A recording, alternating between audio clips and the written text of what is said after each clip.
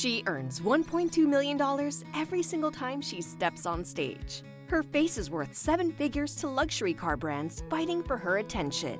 And she's built all of this, starting from absolutely nothing. But here's what most people don't know about Dua Lipa. A teacher once told her she couldn't sing. What she did next would change everything. At 15 years old, while other teenagers were worrying about homework, she convinced her parents to let her move across Europe completely alone. And there's another reason she schedules everything down to the minute, including her showers. We'll reveal that system later. In this video, we're breaking down exactly how Dua Lipa transformed from a hostess working London nightclubs into one of the highest-paying entertainers on earth. Her morning routine, her workout secrets, her business empire, everything. And in part 2, we'll go behind closed doors into her relationships, her controversies, and the hidden habits that would shock her fans. Plus, the teacher who said she couldn't sing? Dua has a very specific response she gives when asked about that moment. You'll hear it. This is How to Be Like Dua Lipa. Dua Lipa wasn't born into the music industry. She was born into survival.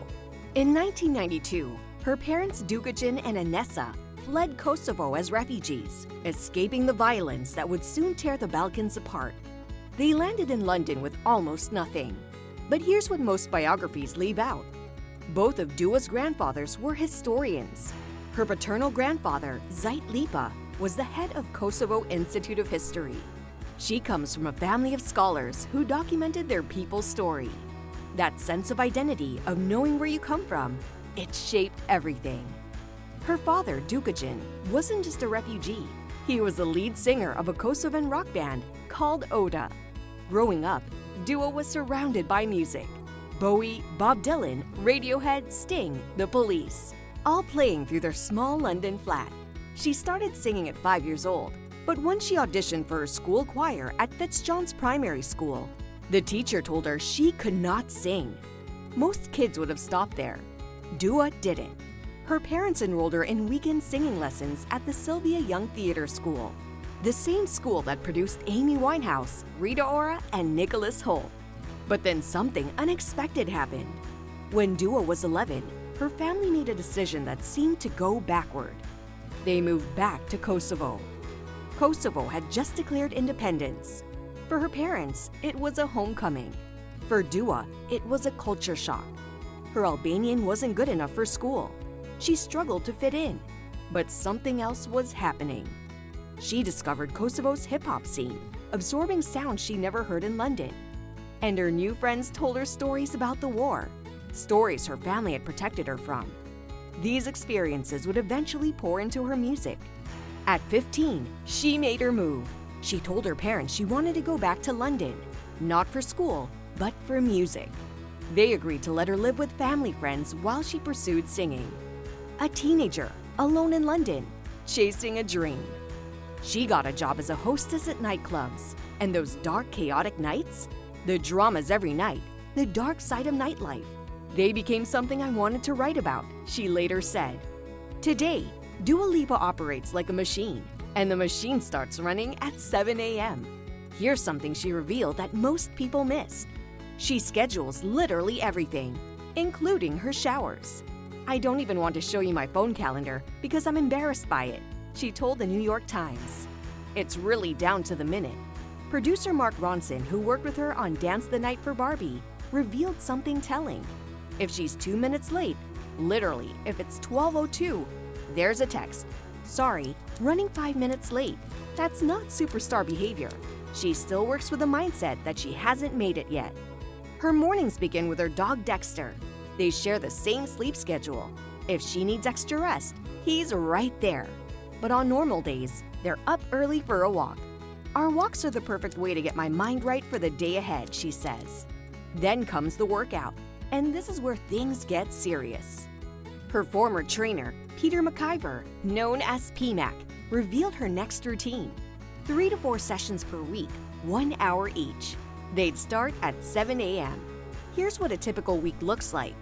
Workout 1, 20 minutes of hill sprints in Primrose, followed by 40 minutes of full body weight training. Workout 2, HIIT and strength training, bicycle crunches, leg raises, donkey kicks. Workout 3, boxing and cardio. She calls boxing her stress reliever and says it puts her in the best shape of her life. Workout 4, yoga and Pilates. Slow, controlled movements that her trainer Sora Connor uses to create a long, lean line. But here's the thing, when she's short on time, she doesn't skip. She adapts. Her go-to? 15-minute HIIT workouts. It's so quick, it's over before it's even started. Jumping jacks, mountain climbers, burpees. She bangs them out, showers, eats, and she's gone. Her diet allows similar principles. Mediterranean-style eating, lean proteins, vegetables, healthy fats. She often has a banana with cashew butter before workouts. Eggs or fruit for breakfast. But she refuses to label foods as good or bad. I'm never one to stop myself having treats, she says. But I try and limit it to days when I'm not as busy because if I do eat a donut, it usually puts me in a food coma. She also has a strong connection to Albanian cuisine, similar to Mediterranean food with olive oil, fish, and fresh vegetables. It reminds her of home. PMAC revealed one more secret. For a busy individual like Dua, I suggest naps to help her body recover. If you train too much, your body won't work, so rest is a non-negotiable. Remember that $1.2 million per show we mentioned? Let's break down how that machine actually works. Her future nostalgia tour grossed over $40 million in the US and Canada alone. Over 80 shows worldwide, and that's just one revenue stream. In 2022, she made a power move that changed everything. She parted ways with her longtime management, Tap Music, and took control of her own career. And then in November 2023, she did something even bigger. She regained ownership of her masters and publishing rights. This is the move Jay-Z and Beyoncé made. The move Taylor Swift had to re-record entire albums to achieve. Dua negotiated it. Her current empire includes music royalties, over 40 billion streams across platforms, brand deals, YSL Beauty Global Ambassador, Versace collaborations, Puma partnership, luxury automotive, courted by Jaguar and Porsche for 7-figure deals, Service 95, her newsletter, podcast, and book club, a lifestyle media company, acting, Barbie film, potential spy franchise roles. Let's talk about Service 95, because this is where you see the businesswoman emerge. It's not just a celebrity newsletter. It's a curated platform covering culture, travel, activism, and stories you won't find anywhere else.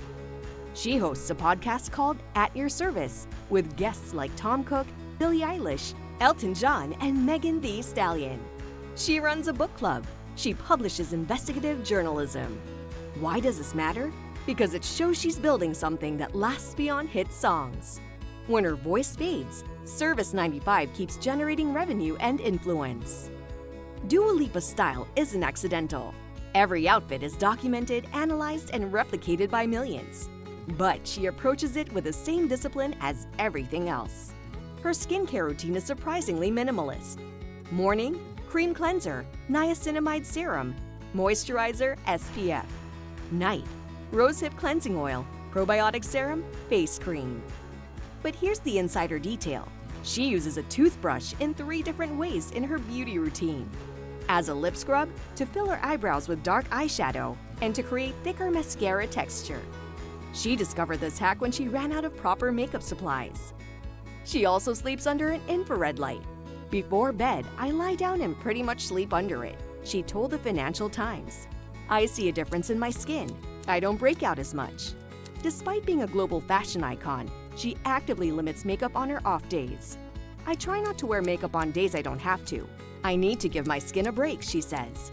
When she does wear makeup, it takes 15 minutes max. Foundation, concealer, mascara, eyeshadow, bronzer. Done. But the most protected part of her public image isn't her skin. It's her voice. She works with vocal coach Lorna Blackwood, who helped produce Future Nostalgia. Dua's own rule? Honey, lemons, and Lorna. That's all I need. On show days, she steams her vocal cords, drinks tea constantly, and does intensive warm-ups before every performance. Her voice is her business. She treats it like an athlete treats their body. And the teacher who said she couldn't sing? Dua's response is perfect. She doesn't talk about it with bitterness. She talks about it as motivation.